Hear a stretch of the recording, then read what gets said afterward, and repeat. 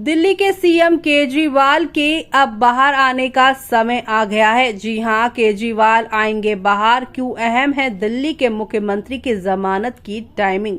हरियाणा में शुक्रवार से ही चुनाव प्रचार का असली दौर शुरू होगा, क्योंकि गुरुवार यानी 12 सितंबर तक नामांकन की प्रक्रिया चल रही थी। ऐसे में अरविंद केजरीवाल का बेल पर छूट कर बाहर आना टाइमिंग के हिसाब से परफेक्ट हो सकता है। इसके अलावा दिल्ली में भी राष्ट्रपति शासन की सुगबुगाहट चल रही है। ऐसे में चलिए जानेंगे खबर को विस्तार से। तब तक आप हमारे चैनल टीसी न्यूज चैनल को लाइक एंड सब्सक्राइब करना ना भूलें।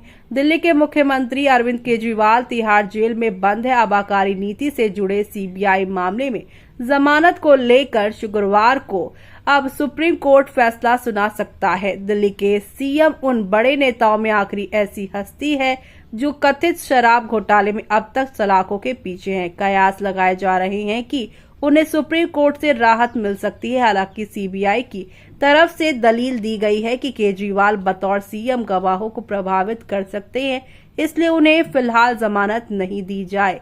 मामले में पिछले हफ्ते ही सुनवाई पूरी हो चुकी है और सुप्रीम कोर्ट ने फैसला सुरक्षित कर रखा है। हरियाणा में शुक्रवार से ही चुनाव प्रचार का असली दौर शुरू होगा, क्योंकि गुरुवार यानी कि 12 सितंबर तक नामांकन की प्रक्रिया चल रही थी। ऐसे में अरविंद केजरीवाल का बेल पर छूट कर बाहर आना का टाइमिंग के हिसाब से परफेक्ट हो सकता है। इसके अलावा दिल्ली में भी राष्ट्रपति शासन की सुगबुगाहट चल रही है। बड़ी दलील ये है कि मुख्यमंत्री के जेल में बंद होने के कारण देश की राजधानी में कामकाज ठप है। राष्ट्रपति ने दिल्ली के बीजेपी विधायकों की राष्ट्रपति शासन लागू करने की मांग को केंद्रीय गृह सचिव के पास विचार के लिए भेजा है, लेकिन केजरीवाल के बाहर आने के बाद बीजेपी की इस मुहिम की हवा निकल सकती है। उसके इस प्लान पर पानी फिर सकता है। हरियाणा चुनाव में आम आदमी पार्टी ने अकेले दम पर लड़ने का फैसला किया और सभी 90 सीटों पर उम्मीदवार खड़े किए हैं।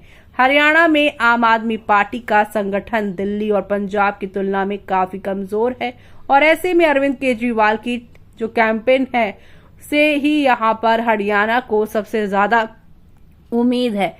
कांग्रेस से गठबंधन की बातचीत टूटने के बाद विपक्षी गठबंधन में भी फूट दिखाई दे रही है। विशेषज्ञों का मानना है कि अगर केजरीवाल जेल से बाहर होते हैं तो गठबंधन को लेकर सकारात्मक नतीजे आ सकते हैं, क्योंकि उनके संबंध कांग्रेस अध्यक्ष मल्लिकार्जुन खड़गे के साथ काफी मधुर रहे हैं। लेकिन अब गठबंधन तो नहीं हुआ। ऐसे में विपक्षी गठबंधन के अंदर के समीकरण में अपनी पार्टी का महत्व बढ़ाने के लिए आपको कुछ सीटें जीतनी होगी। इसके लिए केजरीवाल से बेहतर उम्मीद कोई नहीं है। तो वहीं दिल्ली अरविंद केजरीवाल की राजनीति कर्म भूमि रही है। 2 चुनावों में बम्पर जीत हासिल कर सरकार बनाने वाले केजरीवाल दिल्ली वालों की नब्ज पहचानने में माहिर। ऐसे में चुनावों से 4 महीने पहले केजरीवाल का बाहर आना दिल्ली की सियासत में सबसे ज्यादा हलचल लेकर आया है। विपक्षी भी मानते हैं कि केजरीवाल के बाहर आने से आम आदमी पार्टी की ताकत कम से कम दिल्ली में तो दोगुनी हो ही जाती है। इसलिए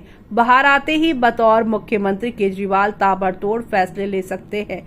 खास तौर पर महिलाओं के लिए प्रति महीने 1000 रुपए की स्कीम अब तक लागू नहीं हो पाई और इसलिए दिल्ली के सीएम का रोल ऐसी योजनाओं को चुनाव से पहले धरातल पर लाने में काफी महत्वपूर्ण होने वाला है। दिल्ली का आबकारी नीति मामले में आम आदमी पार्टी का शीर्ष नेतृत्व एक समय लगभग पूरी तरह के जेल के अंदर था, लेकिन मनीष सिसोदिया की जमानत के बाद जो राहत का सिलसिला शुरू हुआ है वो अरविंद केजरीवाल की जेल से बाहर आने के साथ ही पूरा हो सकता है। गुजरात चुनावों में राष्ट्रीय पार्टी की हैसियत हासिल करने के बाद पार्टी के सामने चुनौती संगठन विस्तार की थी, लेकिन झटके के बाद झटकों ने उसकी इस महत्वाकांक्षी योजना पर ब्रेक लगा दिया है। अगर केजरीवाल बाहर आते हैं तो कई अहम नेताओं को सरकार से लेकर संगठन के भीतर नई जिम्मेदारियां दी जा सकती हैं, ताकि पार्टी की गाड़ी दोबारा पटरी पर लौट सके। मनीष सिसोदिया यूं तो जेल से निकलने